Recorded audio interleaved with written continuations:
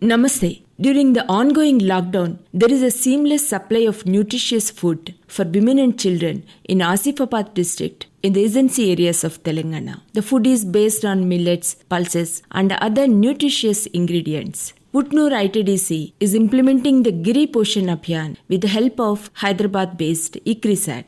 Let us know today what kind of support the ICRISAT is providing to enhance the nutrition levels among the tribals. ICRISAT NutriPlus Knowledge Program Chief Operating Officer Dr. Saikat Datta Mazumdar is with us. Let's welcome him. Welcome, Dr. Mazumdar. So, how is this Giri Poshan Abhiyan is going on, especially in the current lockdown period? Giri Poshana food products are scientifically formulated to promote dietary diversity and are produced using locally available nutritious millets and protein-rich pulses. These foods processed to improve bioavailability of micronutrients and improve digestibility and are also rich sources of dietary fiber, minerals, vitamins and bioactives which are beneficial for boosting immunity and keeping the tribal population healthy. The local farmers will also benefit out of this because this is going to create a demand for their crops. Further to highlight, this initiative began in 2019 and has been implemented in select Anganwadi centers in the ITDAs of Utnur, Bhadrachalam and Etu Nagaram. As I told you, the target group has been provided with 3 ready-to-cook and 3 ready-to-eat products as supplementary food served as breakfast and evening snack in addition to the ongoing ICDS midday meal schemes.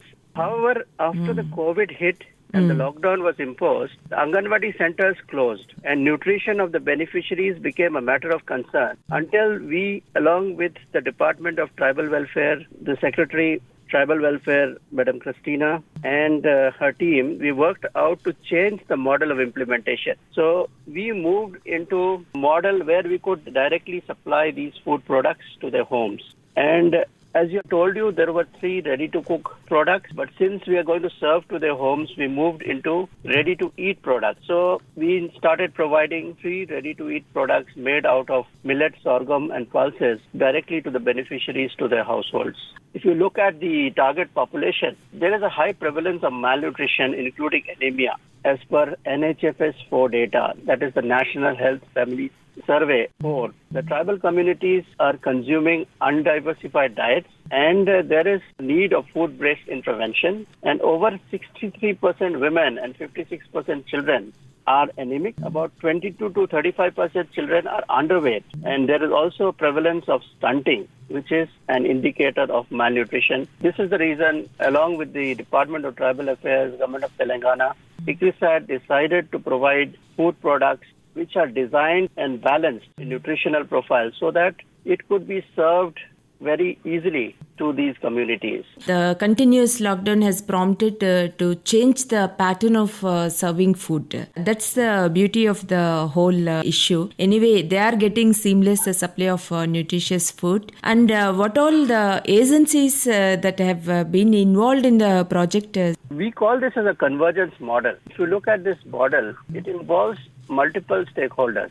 And this is the first phase of the project where we are actually working with the Department of Tribal Affairs, Government of Telangana, who is for the funding agency for this project. It also involves working with the Anganwadi centers, comes under the Ministry of Women and Child Development. Then you have the ITDAs, the Integrated Tribal Development Agencies in each of these districts with whom we are working. And there are also food producers involved in this. At this moment, ICRISAT is also a center of excellence in tribal affairs, and it is also promoting agribusiness and entrepreneurship development. So as part of that, ICRISAT has promoted a number of food business incubatees, and these incubatees receive technology from ICRISAT, and presently these products are being made in Hyderabad by these incubatees and being sent all the way to Utnur, Etu Nagaram and Bhadrachalam. But in the second phase of the project and also post-COVID, we want to promote local production, local processing and local consumption. And as part of that, ICRISAT has already started training tribal women to start their own enterprises, and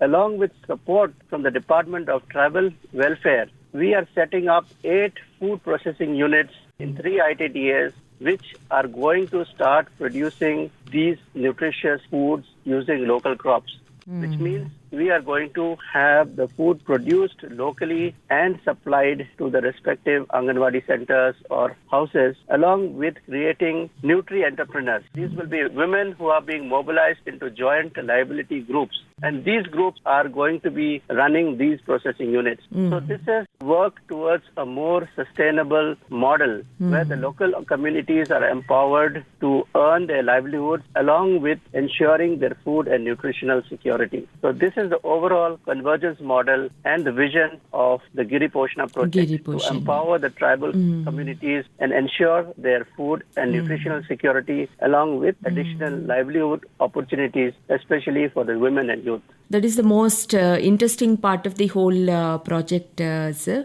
By when you're expecting it to be rolled out fully, that means the second phase also? We, as I told you, the preparations for the second phase are already ongoing. The first phase would be completed by the end of next month. And also I would like to highlight that as we give this food to the beneficiaries, the beneficiaries are around 13,000 beneficiaries, phase 1 and phase 2. And we are also monitoring them in terms of how their health is improving. So we measure their hemoglobin levels using a non-invasive method. So we do not draw blood, but it's a non-invasive method of measurement. We also measure their height and weight so that we can track their parameters, how it's changing. And the midline assessment has shown that there is positive change in their health parameters. This second phase will be initiated. Preparations are already on.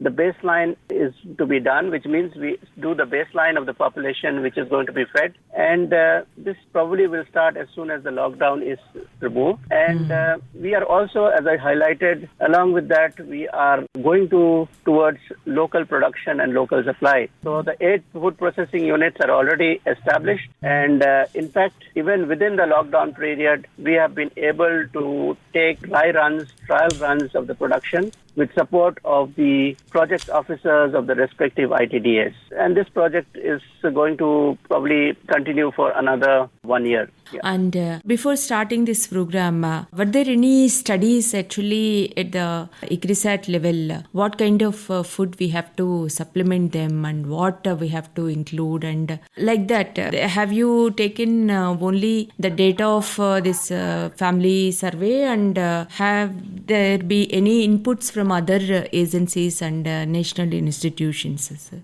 If you look at how we evolved the Giri Poshana, before Giri Poshana, we had another project funded by the Department of Health and also implemented in Utnur. And this worked on 5,000 population, and that is where we actually developed these food products. We went down to the communities. We did a study of what they were consuming, what type of food they were consuming. For example, we developed a very local recipe of an upma mix using the local spices that they were using. We had to adjust the level of spices and chili which had to be they're used to. So we went through a number of iterations and interaction with the target beneficiaries, the women and the children, before we arrived at the formulation. The Nutri-Food Basket project was a precursor to the Giri Poshana project, and also we have had our inputs into it. ICRISAT has food testing laboratory, a program working on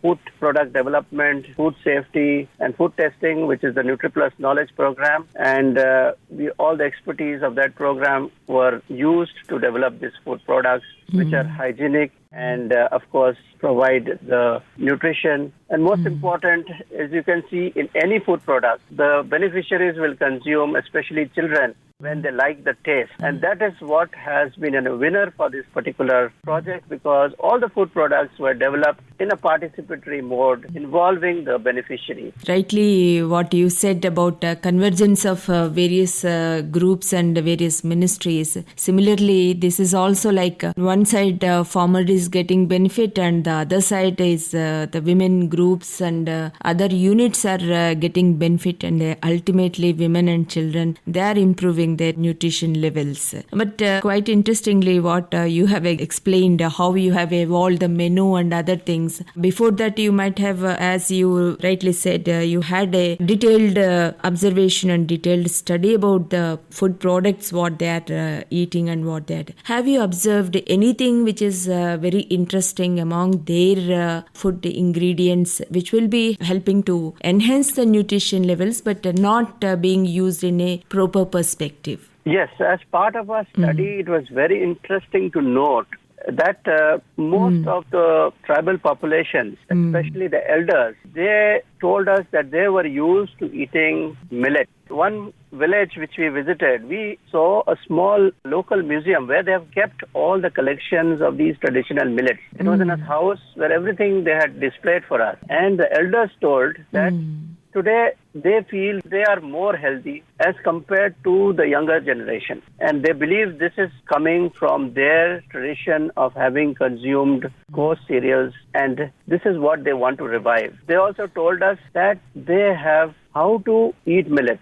because millet processing at home requires certain skills. We also visited, as part of our study, we visited a household and we wanted to see how jawar roti is being made. Interestingly, what we found is that the young housewife is willing to make jawar roti. She is willing to put it on the tawa and make the roti. She is not willing to shape the roti, because making the dough and shaping the roti using hands is a skill. And she was taking the help of her mother-in-law. So this is very interesting that we are losing certain skills which is required to make these traditional products. Exactly. And this is what has been lost. And I think, again, the reason they attributed is that they started getting rice and wheat at very subsidized cost.